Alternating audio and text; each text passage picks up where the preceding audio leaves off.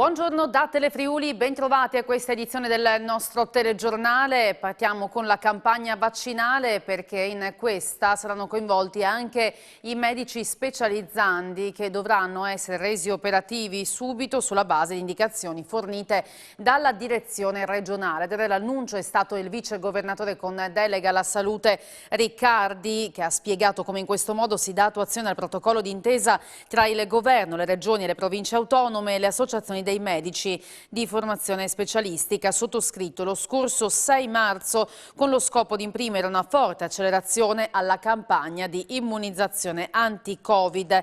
Sarà così possibile ampliare dunque la platea dei soggetti abilitati a inoculare le dosi di siero alla popolazione del Friuli Venezia Giulia. Il protocollo in particolare prevede che gli specializzandi siano reclutati dalle regioni e che la loro partecipazione alla campagna vaccinale avvenga con il conferimento di incarichi a tempo determinato o di lavoro autonomo, anche di collaborazione coordinata e continuativa di durata non superiore a 6 mesi ma prorogabile in ragione della necessità del piano vaccinale.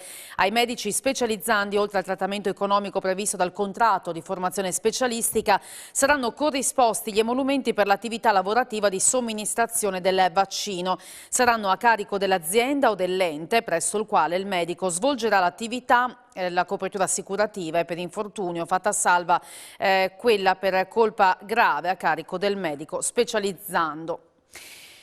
Continua intanto il peggioramento della curva pandemica in regione, che mostra un preoccupante andamento esponenziale senza alcun segnale di rallentamento. Nella settimana passata, molto alto ma stabile il livello di occupazione delle terapie intensive. È l'analisi scientifica settimanale sull'andamento del Covid e le previsioni per la prossima settimana fatta dal data scientist della SISSA, Guido Sanguinetti. Il ricercatore segnala che non dà tregua alla crescita della pandemia in Friuli Venezia Giulia nella settimana appena conclusa, con un nuovo forte aumento del numero dei nuovi casi.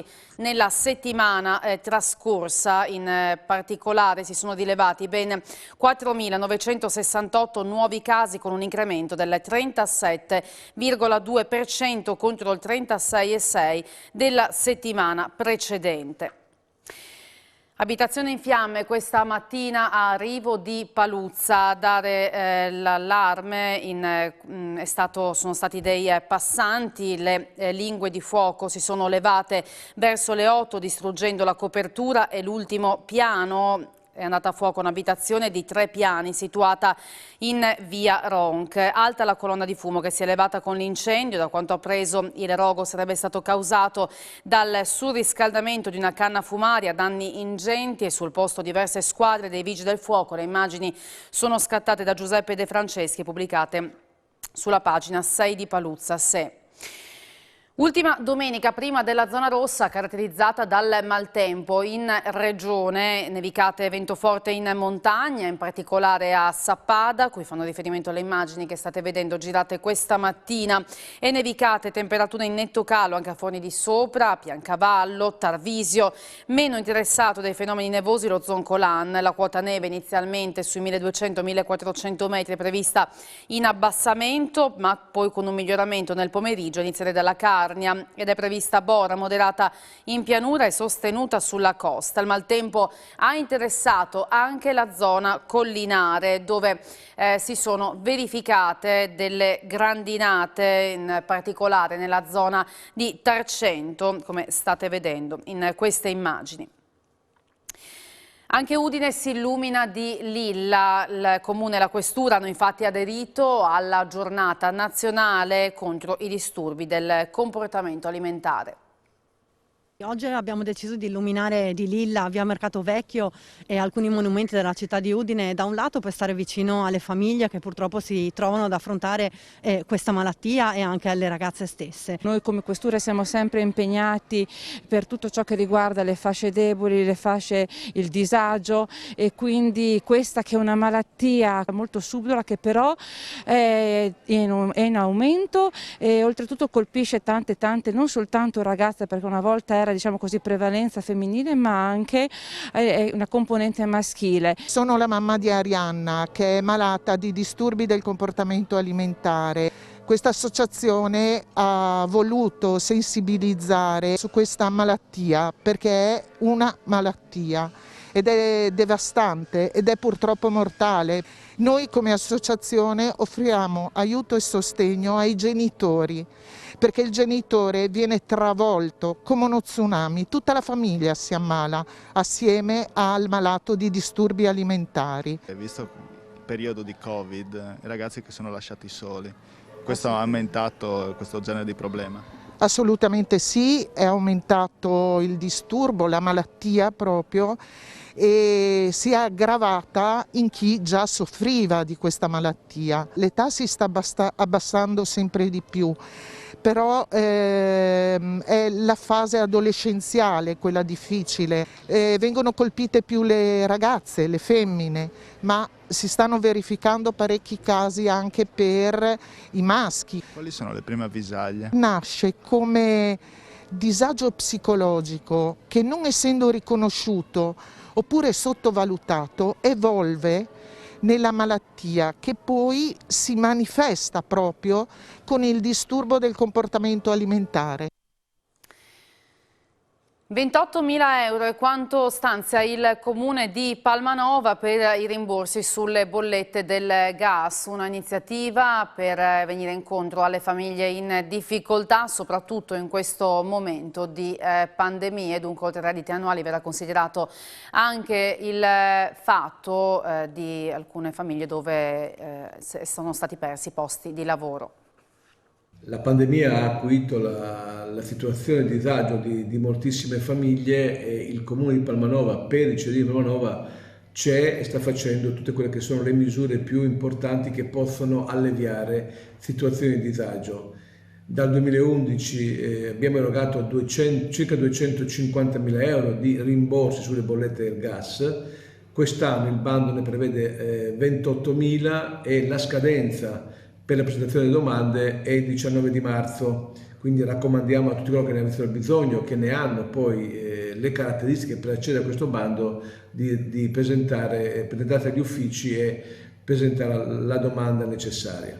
Chi ne ha diritto? I cittadini, chiaramente abitanti nel Comune di Palmanova, che hanno un ISEE sotto 15.000 euro, oppure coloro che hanno un ISEE superiore tra 15.000 e 25.000 euro, ma che hanno subito nel 2019 una situazione di disagio dovuto alla perdita del posto di lavoro da parte di un componente del nucleo familiare. L'amministrazione comunale c'è soprattutto per coloro che in questo momento particolare dimostrano di avere condizioni difficili e quindi bisogna destinare gran parte delle nostre risorse a queste famiglie.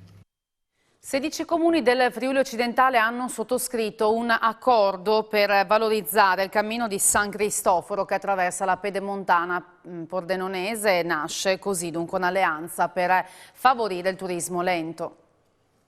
Un segnale positivo per il mondo del viaggio lento in un anno in cui il turismo ha sofferto molto. Questo il dato che emerge dalla riunione dei 16 comuni della Pedemontana pordenonese che hanno sottoscritto il protocollo del cammino di San Cristoforo, 450 km tra Friuli e Veneto. I dati confermano un avvicinamento delle persone a un'esperienza di viaggio che permette di rallentare i ritmi della vita quotidiana e di trovare un contatto con la natura, anche per recuperare benessere fisico e mentale. Nei prossimi anni, con il ritorno dei viaggiatori stranieri, si prevedono numeri in crescita esponenziale. Con la firma del protocollo da parte dei 16 comuni aderenti al Cammino di San Cristoforo si costituisce e si formalizza una vera e propria alleanza, un patto territoriale che si sostanzia nello sviluppo turistico integrato dell'intera area attraversata e ci consente di fare un salto di qualità sia a livello di programmazione che di promozione. L'avvio di questa nuova fase del cammino ha avuto l'apprezzamento anche del consigliere regionale Franco Mattiusi, che è al lavoro per la creazione di un'associazione europea per il riconoscimento della Romea Strata alla quale il Cammino di San Cristoforo è collegato. Sono del Friuli Venezia Giulia i campioni nazionali 2021 della colomba, il dolce tradizionale della Pasqua. Si tratta di due soci dell'Etica del Gusto, Renato Talotti, titolare della pasticceria Nonna Pallina di Palmanova, che ha vinto il titolo assoluto nella categoria colomba classica al campionato italiano organizzato dalla Federazione Internazionale Pasticceria, Gelateria, Cioccolateria, e Luca Soncin, titolare di Acqua Alta Qualità Artigiana, Panificio e pasticceria di Osopo, che ha conquistato la medaglia di bronzo invece nella categoria colomba innovativa con una colomba ai 3 cioccolati.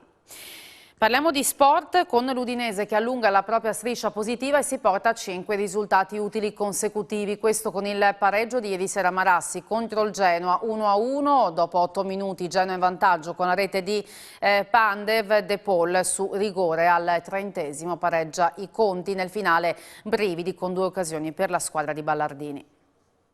Ci ha impegnato di più nell'ultimo minuto e mezzo di partita del recupero, perché è lì che abbiamo sofferto veramente. E a me non era dispiaciuto, la partenza dell'Udinese non mi era dispiaciuta per nulla.